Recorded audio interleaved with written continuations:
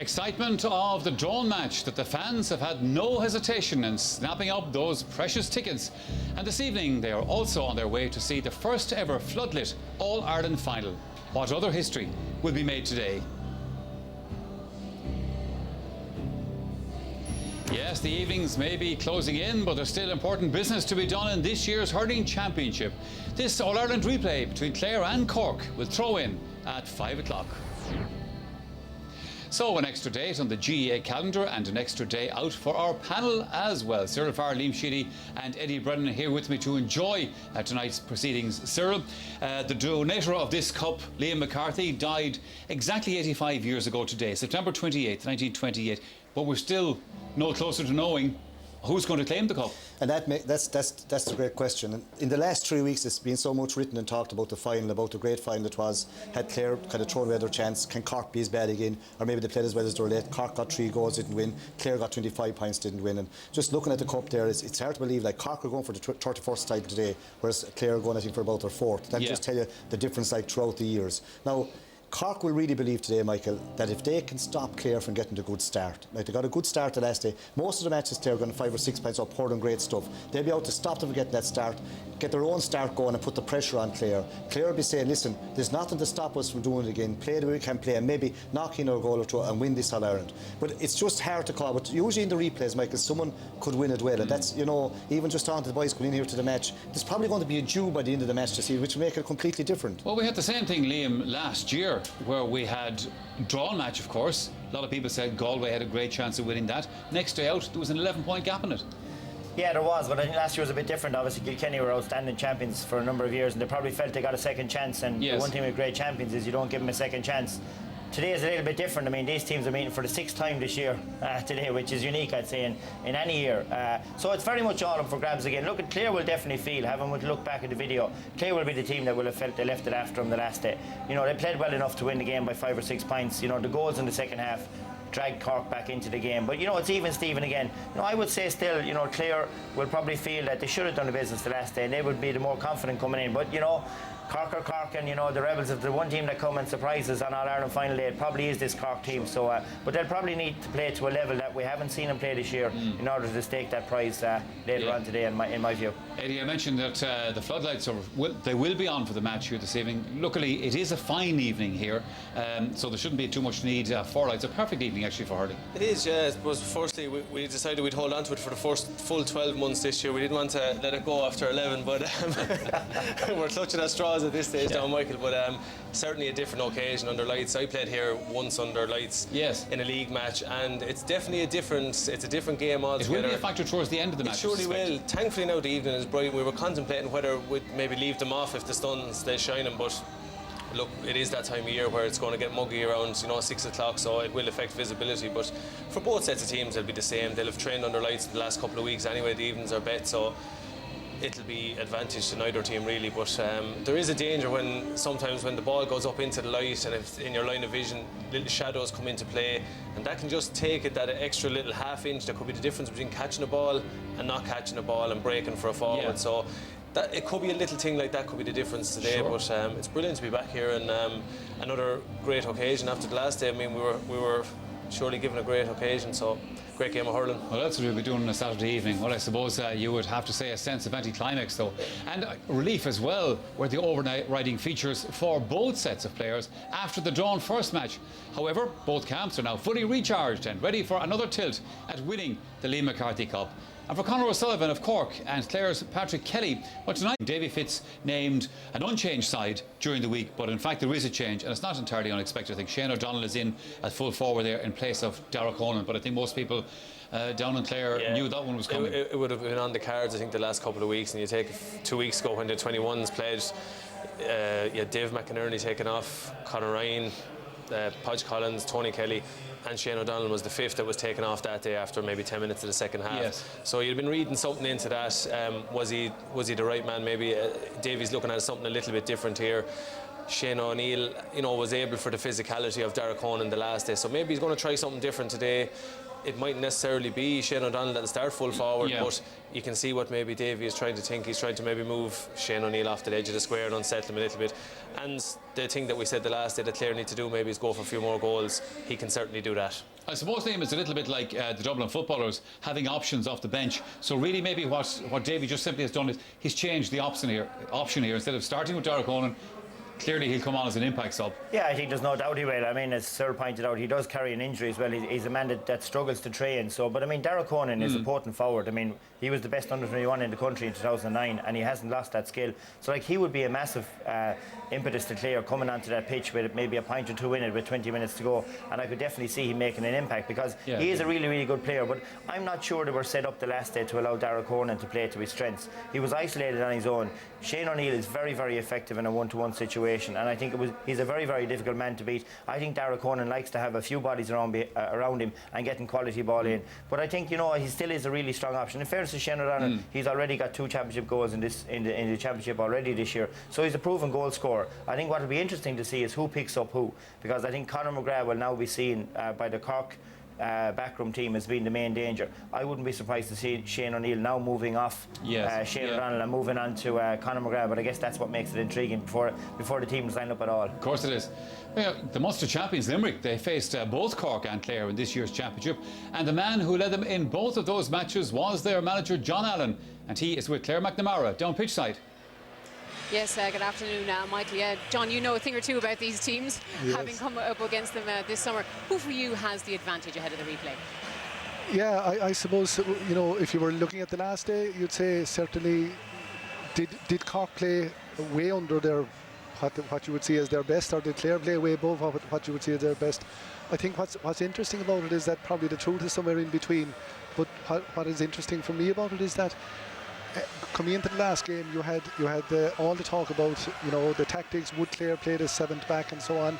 They didn't. They played a different system, but they decided who was picking up who. Today,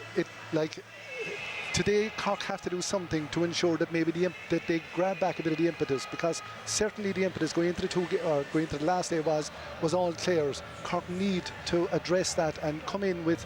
You might end up with a scenario like you had in the semi-final last year, where you'll have somebody like Lara Corbett, that situation where you would have Cork deciding who was picking up who. So there's a lot of intrigue about the whole thing. What do you think they will do, Jimmy Barry Murphy? Of course, your club mate down in Cork. What do you think? Will he have something up his sleeve? Well, like Jimmy Barry Murphy would say, and would be known as a traditionalist, and would certainly not be going down that route generally. But horses for courses maybe. I don't know really, but I would be surprised if he does, but I would be also surprised if they don't try and wrest the initiative, because Clare bossed it the last day. Clare bossed it before the game, they bossed it on the field. Cork need to do something to kind of address that. Okay, so call it for us, John. Who's going to be the champions? Well, I mean, if you're looking at the last day as your form base, you'll have to say Clare. If Cork improve a bit, if they score a goal, they have a good chance. I'm saying Cork is a Cork man, but I don't believe it 100%. Okay, well, John, thank you for your thoughts. That's it for the moment from the sideline. Michael, back up to you.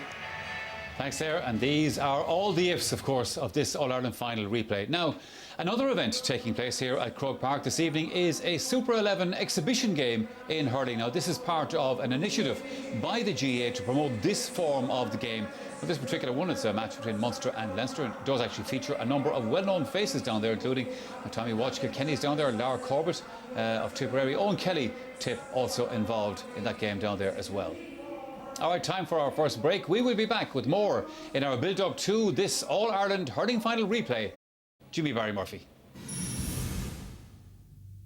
Jimmy, what's the sense of determination you detect from your players going into this final replay? Well, I think we're hoping that we'll have a much better display today from our team overall. I think it's fair to say we didn't feel we performed as well as we'd like right throughout the field the last day, and we were chasing the game from the word go really, so we're hoping for a much improved display in general. Where do you think the improvement is going to come from? Well, I think it's all over the field, Joe, really. I mean, as I said already, the last day we weren't entirely happy with the display of the whole team, really, and I think a lot of players felt themselves they could play a lot better, so we'll be hoping to, if we're going to win, we'll have to improve all over the field, really, I think. Are you going to do special marking arrangements on the likes of Podge Collins or Kelly, for instance? Yeah, well, we've looked at the different situations that arose the last day, players that troubled us, and hopefully we'll address those, and I think we can. Any concern about playing under lights, Jimmy? No problem at all. It's a beautiful day. It's been a fantastic day in Dublin all day today, and I don't see any great problem with it. And what's your gut feeling going into the final? I'm very hopeful. I think the lads have trained great since the drawn match. Clare are an excellent team. It's going to be very, very difficult to beat them, but we'll really have to bring our A game effort to win, but I'm very hopeful that we can. Davy, having done so well the last day, how determined are your players to get a victory here this time? We've 75 minutes to win a game, to beat Cork, and that's our objective today. Where are you looking to improve in particular? Listen, we just have to start the same way as we did the last day and keep it up for the whole game. There will be ups and downs in it. There'll be goals maybe gotten conceded, and whatever comes our way, we just got to deal with it. Now, you named the same team. Will the same team start? No, Shane O'Donnell is playing full forward for Darcon. Would you like to let us know why you've decided on that? No. You went 15 on 15 the last take. Have you considered maybe using an extra defender this time? Sure, you'll just have to wait and see like everyone else outside there, and we'll see what happens. What's your message then to your players, your final message going out on the field? Listen, it's just go out and express themselves and do all they can for our county. That'll be it. Gonna win? You don't need to ask me. I'm not sure sometimes whether it's Davy or Mario Rosenstock will be watching. Yeah, well, they don't need to ask his words. He believes they're going to win. But Michael, a big feature of today's game, Jim Barry Murphy kind of referred to it there, I suppose a replay. He's made one big call, Keane McCarthy. Very good under the high ball. Yeah. He's a very forceful player. Adds a bit of kind of, say, steel to the Cork forwards. The last in the half-hour line, ball coming down. Keane, of course, is Teddy's son. He's been brought in for that little bit of extra and he usually wouldn't last the 70 minutes, but when he's on, he'll give a lot, he'll give everything. And with himself and Harnedy and Crone in the half-hour line, all of a sudden, the last thing they couldn't get a ball at all there, all of a sudden, they're probably capable of winning a good bit of ball there. But you're going to find today that Nash, instead of pucking the ball down on top of them, will try to find space, that the ball, it'll come on in front, low trajectory. In other words, everyone has a chance to get that. Rather, it won't be a battle in there for a lot of it, and then he's switching that time, because McCarthy is very good in there, and I expect Cork maybe to try where Clare might be expected, right down the middle with Keane McCarthy leading the charge. This is all, of course, Liam and Eddie assuming that Davy Fitz plays the game the way he did the last day, but that may not be the case at all, because in actual fact he didn't play the last day the way most people expected him before that match. Yeah, but I think, the expectation would, like, if I was Davy Fitz, I mean, they were on top. They won the first half well the last day, and only for the goals in the second half they would have been All-Ireland champions. So do you need to tweak it out? Maybe a lot of people would have said maybe 5 points up, 10 minutes to go. Maybe he should have dropped back Pat Donlan at that stage. But the way they set up the last day, they completely outplayed the opposition in my view. So I'm not sure he'll want to change that much. I think the man that will be looking to change things around will be Jimmy Barry Murphy, because he's struggled. Only one of his forwards won his individual battle, or even broke even, because you'd have to say Conor Ryan was one of the man of the match, but Seamus Harnedy actually had quite an impact on the game for Cork, and he was the only one winning balls. So I think the person that has the most, I suppose, tactics to look at this week will be Jimmy Barry Murphy, to understand how he can counteract the total dominance by Clare for long periods of this game last 3 weeks ago. Well, Davy certainly has his game face on today anyway. He's not giving much away below, but I think that's the thing about it, is what do you do when you're playing so well, and Clare were playing so well the last day? Why do you change something? And okay, sure, maybe it would have held Clare, it would have held on to him if he had to put the sweeper back in place. But to be fair to Davy, the sweeper system was what Clare was all about in the build-up to the last day, and Cork quite clearly seemed to plan for that, and it unsettled them. But at the same time, Davy has tweaked it every day. He has, so I wouldn't be surprised if he comes with something a little bit different today. For me, I'd like to see Conor McGrath go in closer to the goal. I think he's a real natural goal scorer, and I think he has been playing that role deep for Clare. And I think, for me, Clare are going to need a goal or two today if they are to do it. And I think he is a natural goal scorer. But I think a big bearing, going back to your point there, is Anthony Nash. See, the last day he couldn't puck it short because David faced him 1-to-1, and he pucked the ball, great clip on the ball, but he went for strength and length the whole time, and the ball was coming down. And give the halfbacks coming out on top of it all day, hitting hard underneath it. You'll find today, Michael, he might puck as long, but he tried to get it low trajectory, get it down in front of the half forward line, or out into space where people can run on. And see what we have to appreciate as well for a goalkeeper as well. We have a great view up here of how it plays. He's down pitch side, and if you get a body in front of him, it's very hard to pick the man maybe you want to hit. So, but he's going to hit. Eddie, I think he tried to, rather than hit the man to the other, he tried to hit space where people can run onto a ball. It's a 50-50 ball then. Yeah. Okay. Well, we can get the opinions of two other of our pundits right now, men with a foot in either camp. We're going to hear from Tomás Mackay and Gerard Nan. Lads, you're very welcome again. Tomás, I suppose if I might start with your good self. During the week I was reading Jimmy Barry Murphy, your old colleague, making the point that, the last game was an All-Ireland final. This just feels more like a big championship match, that it doesn't have the same razzmatazz and hype attached to it. Well, I suppose, Michael, that is true. I mean, after the drawn match, I mean, people went back, and Cork didn't train probably for a week that time, give them a chance to recover, and the build-up was slow. You had another Ireland football weekend last weekend as well, and maybe the spotlight was taken from the hurling a little bit, but it's gradually built up. I mean, the atmosphere around town here has been just fantastic, and we've got a great day for it. So I think it's going to be electric, Michael. I mean, maybe the last day there was a lot of razzmatazz coming into it. We just had 3 or 4 weeks of build-up. It's more low-key for the players, I think, more than anything else, which means that we could probably get one of a cracker of a game and I expect a bigger challenge from Cork. Jimmy mentioned about the physicality side of it. They were blown away out of it the last time. They were bullied by Clare. Clare won every breaking ball. I expect Cork to actually come out, try and put the shackles on Clare for early on, and trying to get themselves into the lead. And I think that will be the important thing for Cork today. If Cork are to get a victory here, they've got to start the game very, very well. They didn't do that the last day. Clare didn't allow them to do it. So that, to me, is where Cork can win this game. It's about the start again. We just heard from Davy Fitz, your manager, down there a few minutes ago. Very determined as usual, obviously. How are things in Clare? How are they feeling about this replay? Very, very good, very, very confident. I thought, that they'd be a bit downcast after the last day, but, talking to the players later on that night, and since the players are really disgusted with themselves that they let the game slip the last day, and they're even more determined coming up today to put their best foot forward, and if they get Cork on the back foot, that they will keep them on the back foot. But we all know, Tomas is right. Cork are going to launch a massive onslaught from the start of this game, and it's vital that Clare stand up to that. Clare will play just as they played last 3 weeks ago. They'll play with one man full forward line, and this time they'll go for goals. If they can get a goal early on, that will really set Clare on their way, I think, Michael. Ger, just behind you there, the Liam McCarthy Cup has been brought out onto the centre of Croke Park ahead of the arrival of the teams. But of course, you lads in Clare, you've won a cup since then, winning that under 21, so that's been a boost to the county. Yeah, and people might dismiss it because of the opposition in the All-Ireland, but I mean the atmosphere that night in Thurles and the gang of young lads that were there that night, it reinforced the idea that Clare now have a new generation of heroes, and they have a new generation as well, a younger generation addicted to hurling. So it has been a brilliant year for Clare so far, but of course, as you know, it would really cap it if they're bringing that McCarthy Cup home tomorrow night to win us. What a year would be then for Clare. It certainly would that, but Tomas Mulcahy, Ger was saying there, the way the Clare players are kicking themselves, that they felt they let that one go the last day. By contrast to that, Cork must be thinking, look, we've actually given ourselves a second chance. We didn't play great the last day, but now we have a real chance. Yeah, I think tactically, Cork will line up a bit different today as well, Michael. There will be a few positional changes there, right? Cian McCarthy is definitely coming in to add a bit of strength to their half-forward line. They were cleaned out there the last time as well. So, yeah, you would expect a bit of physical challenge, but they will also feel scoring 316 and not playing particularly well, maybe 10 or 12 fellas not playing to the level of performance that was expected, and they still got 316. They feel that there is a goal-scoring chances inside in that full forward line, and the key message for the half-forwards and midfield is take on their men, get the ball inside as quickly as possible to the inside line, and they can maybe get more goals, because goals do win matches, right, certainly. And I think Clare winning today, George's right.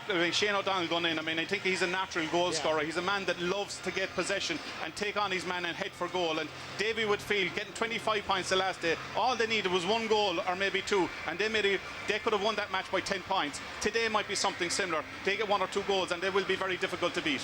And of course, Gerald Nana was reminding the lads in the panel here, last year we had a replay in the All-Ireland final, nothing to choose between the two sides the first day, but there was 11 points between them the second day. Yeah, and that's often the danger in a replay. All of us that have played in replays, we know they often turn into one-sided contests, and that's why it's just so important to establish early dominance. The mad scramble to get on top early on in the game, because if you do get, funny enough, if you do get on top in a replay, if you do get on top early on, that team generally wins the game. So you can expect the first 10-15 minutes of this game to be absolutely frenetic.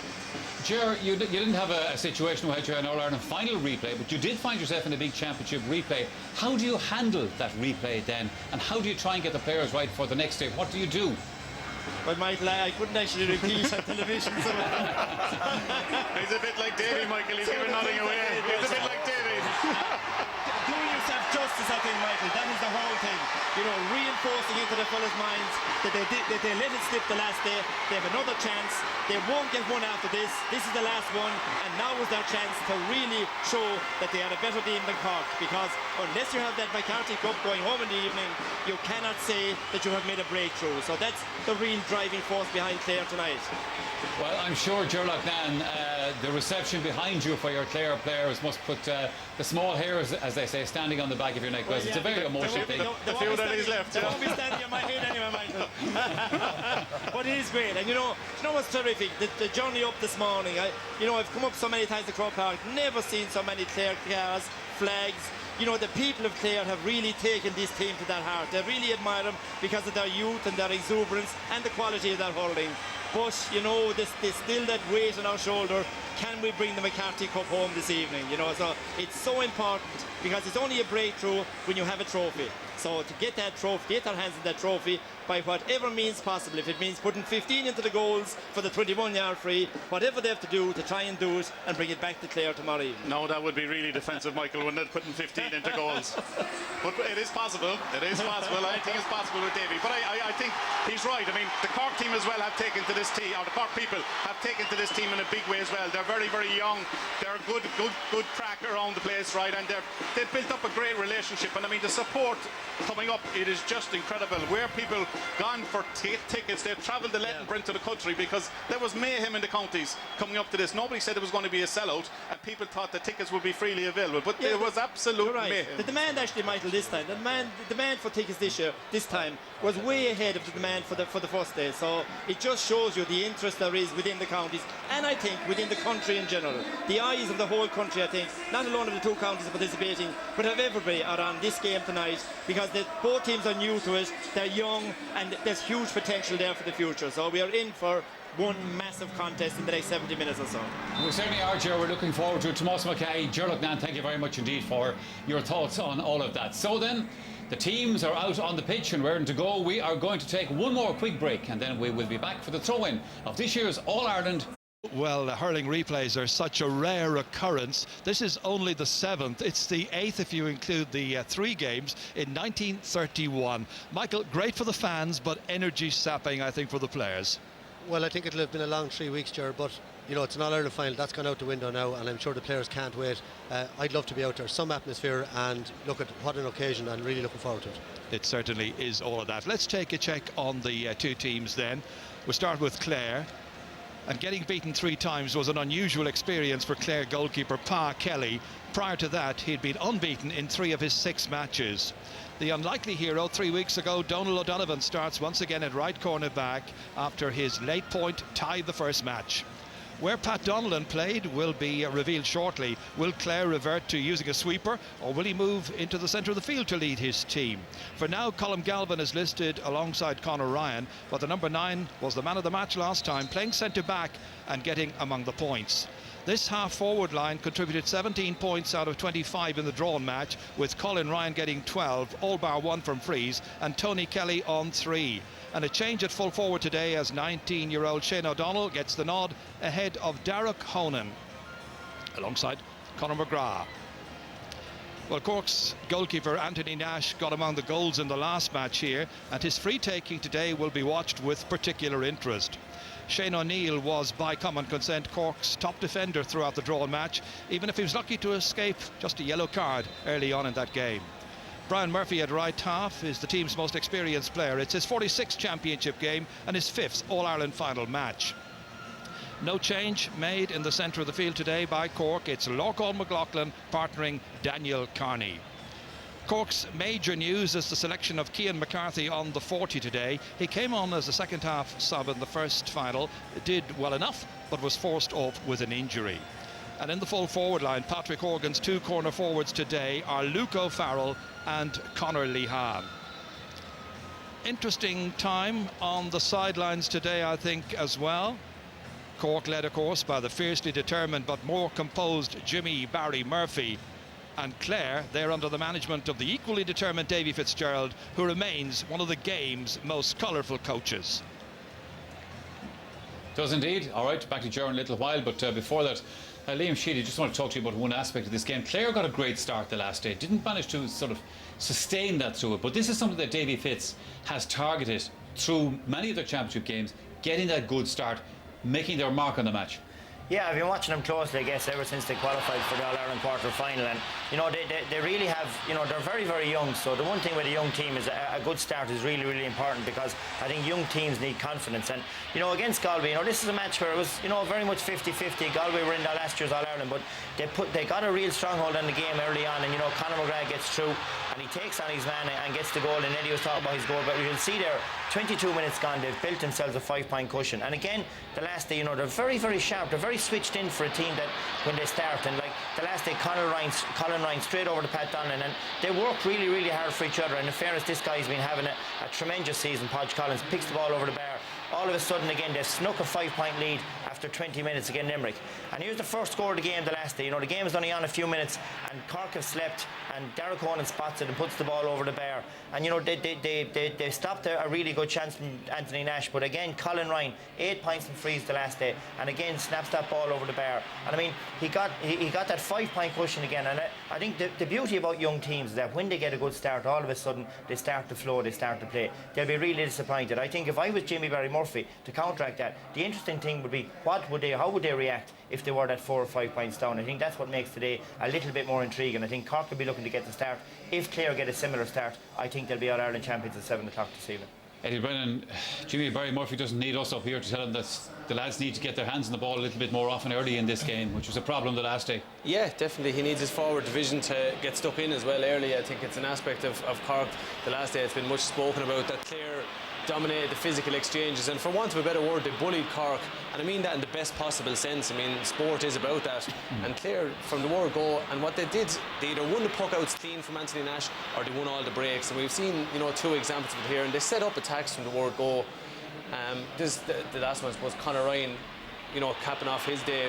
You know, a massive catch up the field and a point, which was massive to Clare's cause. But Cork, in a limited capacity, done, you know, 1 or 2. Luke Harmony was the only one. Okay, his man got man of the match, but this is a tremendous pluck out of the sky and attacking the Clare defence, which when they ran at Clare, they had him in bother at stages. And this is the other one then from Conor Lehan, who scored, I suppose, a goal. We only see it now how good it really was. His first touch there broke it, and he just commanded it off Larkin McLaughlin there and took on the Clare defence.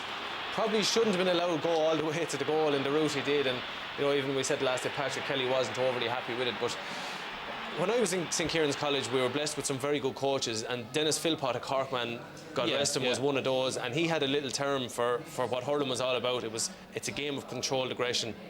Now, the Cork teams that I've played over the years had that. They were able to blend it nicely with hurling and competitiveness and commitment on the ball. Cork probably were guilty of not doing that the last day, and I definitely expect Cork to have a little bit more of an edge to them today. I think Larkin McLaughlin was completely cancelled out by Patrick Donlan.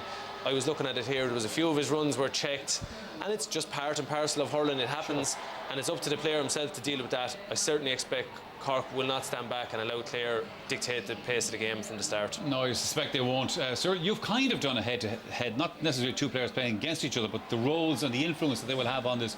Podge Collins of Cork or of Clare on the one hand against Pat Cronin of Cork. Yeah, it's hard to believe he's only 21 years of age and scored 18 points already. He's picked corner forward. He's great at getting scores. He'll cover every inch of grass on the pitch. Now, he has also great vision. Like, he's great to lay off a perfect ball to the forwards. He's not a bit greedy. Laid off to a better position. He's good at taking on defences and gets great scores. He got some points here the last day that you wouldn't see. For a lad that didn't start on the team, Michael, like, this is a score kind of outrageous, really. He does things here that if a young lad did it, you kind of give out to him. He plays with it. He wants to beat backs. He'll track back in a minute down, gets this, flicks it. Fantastic score over his shoulder. But he also, like, is good at drawing frees as well. Like, it'll be interesting to see what Jim Barry Murphy, will he pick him up? The last day he didn't. Now, this guy, Patrick Cronin, he was sick early on with pneumonia. He's still a very good player. Come on against Limerick, like, he's capable from scoring great points from 65, 70 yards out. He can play from midfield up to the full forward line. Very good in there. And he, like, against Dublin, he popped points that there's not you can do. He could have a great game. He's also capable of, the last day, Michael, he wasn't playing well, but he got a goal. When he got the chance, that was the difference. He looked up. This is a fantastic score. Like, you know, Mylan coming in here, he gets blocked down here, comes back here to pay. Like, he has a lot to do there, but he plays the perfect shot. Now, that's from a player that hasn't been playing at the top of his form the last day, but yet, like, shows how good he is. And Jim Barry Murphy left himself a lay hand on because he still knew deep down that if the chance came, these lads had the skill. Like, he's going to have a big say on the game today. Something that a lot of people didn't know. Patrick Cronin had a bit of surgery after the Dublin match, and I believe he did not participate in too much Cork training in the build-up to the last day, so it was bound to have some kind of an impact. I believe he had to have fluids drained off his leg the week of the All-Ireland, but it's a sign of a serious